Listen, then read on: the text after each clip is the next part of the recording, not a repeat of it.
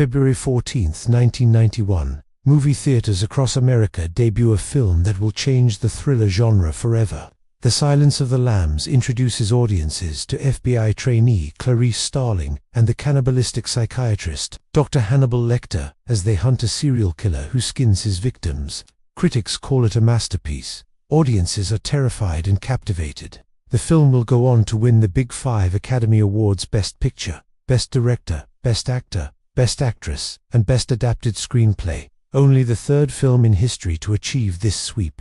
But here's what most people don't realize as they watch Anthony Hopkins deliver one of cinema's most chilling performances. The monsters in this movie aren't fictional. They're composites of real serial killers whose crimes were so disturbing that author Thomas Harris studied them extensively to create his characters. Dr. Hannibal Lecter isn't based on one person. He's an amalgamation of multiple real-life killers and one particularly unsettling doctor. Buffalo Bill, the skin-wearing killer at the center of the plot, draws from at least 3 different serial murderers, and the FBI's behavioral science unit, which seems almost too sophisticated to be real in the film, was actually a groundbreaking real division that pioneered criminal profiling.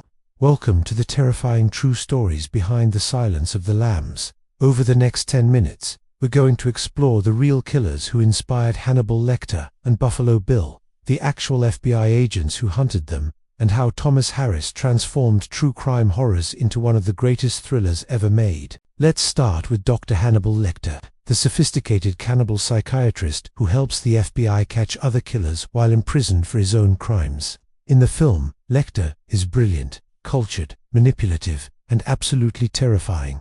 He's a psychiatrist who can read people with disturbing accuracy, a man who considers murder an art form, and someone who literally ate his victims. Hopkins' performance is mesmerizing. The cold intelligence, the unsettling politeness, the way he makes even simple conversations feel threatening. But where did this character come from? Thomas Harris based aspects of Hannibal Lecter on a real doctor he encountered while researching an earlier book in Mexico. In 1964, while visiting a prison in Monterrey, Harris met Dr. Alfredo Bali Trevino, a physician who had been convicted of murder. Dr. Trevecca was a respected surgeon from a prominent family who had murdered his friend and lover, then dismembered the body. Despite being a convicted killer, Dr. Trevecca worked in the prison hospital, where he was known for his intelligence, charm, and sophisticated manner. He would talk with Harris about psychology, medicine, and the nature of evil, conversations that deeply unsettled the author. Harris later said that Dr. Trevecca had a certain elegance about him and an ability to discuss horrific topics with clinical detachment that was profoundly disturbing. But Lecter's cannibalism came from a different source entirely. Harris drew inspiration from several real cannibalistic killers, but particularly from Issei Sagawa, a Japanese man who killed and ate a Dutch woman in Paris in 1981. Sagawa was declared legally insane and deported to Japan, where he was released from psychiatric care and became a minor celebrity, writing books about his crime. The fact that a cannibal could be intelligent, articulate, and even celebrated in some circles fascinated and horrified Harris. He wanted to create a character who embodied that same disturbing combination of sophistication and monstrous appetite. There are also elements of Ted Bundy in Lecter's characters, specifically Bundy's ability to charm and manipulate people, his intelligence, and his assistance to law enforcement while imprisoned. Bundy, while on death row, helped FBI agents understand serial killer psychology and even assisted in catching the Green River Killer. The idea of a captured killer helping to catch others wasn't fiction, it was something that actually happened, and it demonstrated how valuable and dangerous these criminals' insights could be. Now let's talk about Buffalo Bill, the killer Clarice is hunting in the film. James Gumb, who calls himself Buffalo Bill, kidnaps women, starves them in a pit, then murders them and skins their bodies to create a woman's suit for himself. It's one of the most disturbing villain concepts in cinema history, and it's based on the combined crimes of at least 3 real serial killers. The primary inspiration was Ed Gein, the Wisconsin killer we've talked about before. In the 1950s, Gein murdered women and robbed graves, then used the skin and body parts to create clothing, furniture, and household items. He literally wore women's skin as suits and masks, believing he could become his dead mother. When police searched his farmhouse, they found a horrifying collection of human remains fashioned into everyday objects. Gein's crimes inspired not just Buffalo Bill, but also Norman Bates in Psycho and Leatherface in the Texas Chainsaw Massacre. He's the blueprint for the skin-wearing killer in American horror. Buffalo Bill's method of keeping victims in a pit came from another real killer, Gary Heidnik. In the 1980s, Heidnik kidnapped women in Philadelphia and held them captive in a hole dug in his basement. He tortured them, starved them, and killed several of them. The survivors described being kept in horrific conditions, chained in a pit, while Heidnik kept them as prisoners. When Harris was writing the novel in the late 1980s, the Heidnik case was fresh in the news, and those details made their way into Buffalo Bill's methodology. The third major influence on Buffalo Bill was Ted Bundy, specifically his tactics for abducting victims. In the film, Buffalo Bill pretends to be injured and asks women to help him load furniture into his van. Then he kidnaps them. This was exactly Ted Bundy's method. Bundy would wear a fake cast on his arm or leg, drop books or other items near his van, and ask attractive young women for help. Once they got close, he'd overpower them and force them into his vehicle. It was a devastatingly effective tactic because it exploited people's natural desire to help someone who appeared vulnerable. There's also an element of another killer in Buffalo Bill's character, Gary Ridgway, the Green River Killer, who targeted vulnerable women, often sex workers, because he believed they wouldn't be missed or seriously looked for by police. Buffalo Bill similarly chose victims he thought would be overlooked, larger women from rural or working-class backgrounds who wouldn't immediately trigger massive searches. Now let's talk about the FBI side of the story, because that's also rooted in reality. In the film, Clarice Starling is an FBI trainee at the Behavioral Science Unit, which specializes in understanding and catching serial killers. This unit really existed, and it was pioneered by FBI agents John E. Douglas and Robert Ressler in the 1970s and 1980s. These agents literally invented criminal profiling as we know it today. Douglas and Ressler traveled to prisons across the country, interviewing dozens of serial killers, rapists, and violent criminals to understand how they thought, how they selected victims, and what psychological patterns could help identify them. They interviewed Edmund Kemper, Ted Bundy, Charles Manson, David Berkowitz, and many others. They asked questions like, what were you thinking when you chose your victim? What was your childhood like? What triggers your violence? The information they gathered became the foundation for modern FBI profiling. Thomas Harris actually spent time with John Douglas while researching his books. Douglas took Harris through case files, explained profiling techniques, and shared stories about interviewing killers. Many of the details in The Silence of the Lambs, the way Clarice approaches Lecter, the questions she asks, the psychological cat-and-mouse game came directly from techniques Douglas and his colleagues actually used. The character of Jack Crawford, Clarice's supervisor in the film, is largely based on John Douglas himself. One of the most memorable scenes in the film is when Clarice visits Lecter in his cell, and he analyzes her based on tiny details, her accent, her cheap shoes, her attempt to appear more sophisticated than her background suggests. This ability to read people from minimal information wasn't exaggerated for the film. Real criminal profilers developed these skills, and killers like Ted Bundy were terrifyingly good at it too. Bundy could assess a person's vulnerabilities within minutes of meeting them, which made him both an effective predator and, later, a valuable if manipulative consultant to law enforcement. The film's depiction of how Lecter manipulates Clarice, trading information about Buffalo Bill for personal details about her life, is also based in reality.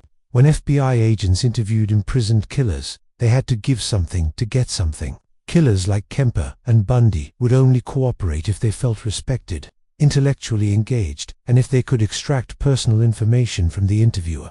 It was a dangerous psychological game where the interviewer risked being manipulated or traumatized by engaging too deeply with these individuals. One of the most famous elements of the film is Hannibal Lecter's escape from custody in Memphis, where he kills 2 officers and stages a grotesque crime scene.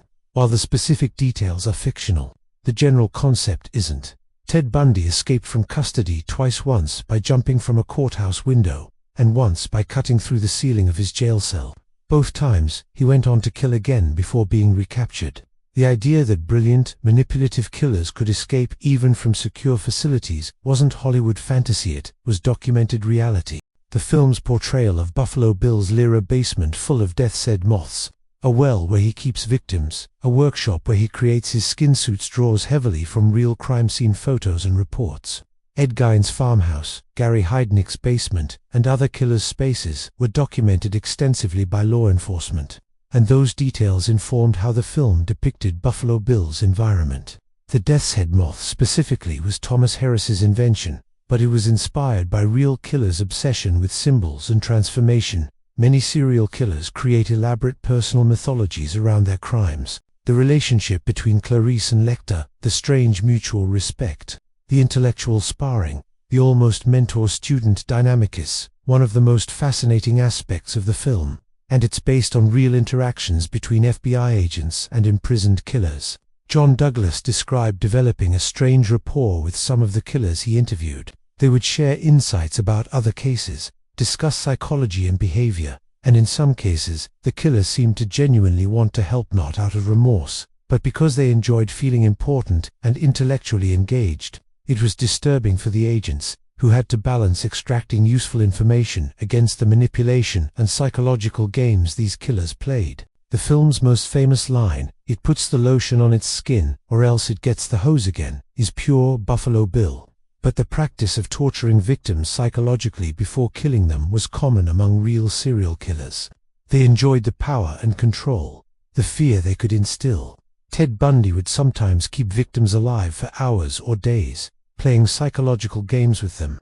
The cruelty wasn't just physical, it was mental and emotional torture designed to maximize the killer's sense of power. When The Silence of the Lambs was released in 1991, it sparked controversy, particularly from LGBTQ advocates who felt the film reinforced harmful stereotypes by making Buffalo Bill a serial killer with gender identity issues. The film tries to make clear that Buffalo Bill isn't transgender. Dr. Lecter explicitly states, "Billy is not a real transsexual," meaning he doesn't genuinely have gender dysphoria, but rather is deeply disturbed and fixated on transformation as a concept. However, critics argued that regardless of intent, the portrayal could reinforce negative associations. Thomas Harris and the filmmakers maintained that Buffalo Bill was a composite of real killers whose crimes involved complex psychological disturbances, not a commentary on transgender individuals. It remains a contentious aspect of the film's legacy. The impact of The Silence of the Lambs on both popular culture and law enforcement was massive.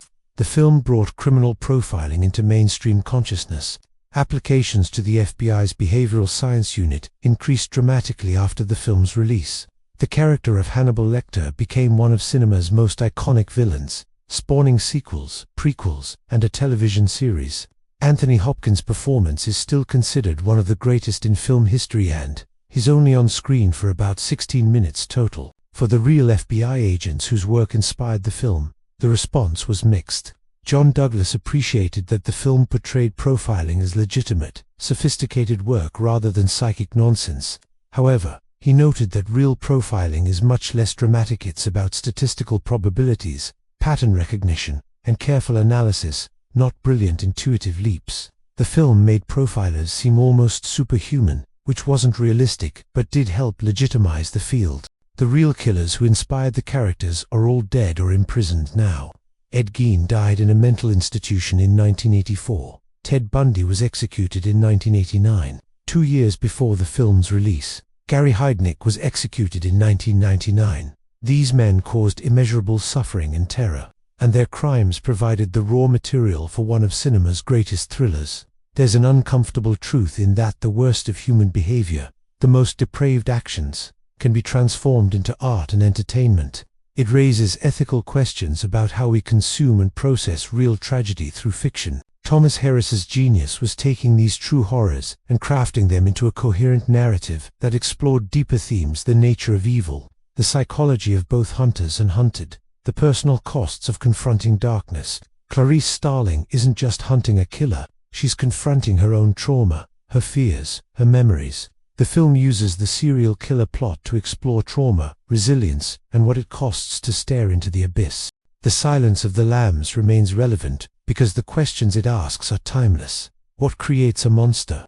Can evil be understood without being excused? What happens to the people who have to confront evil directly?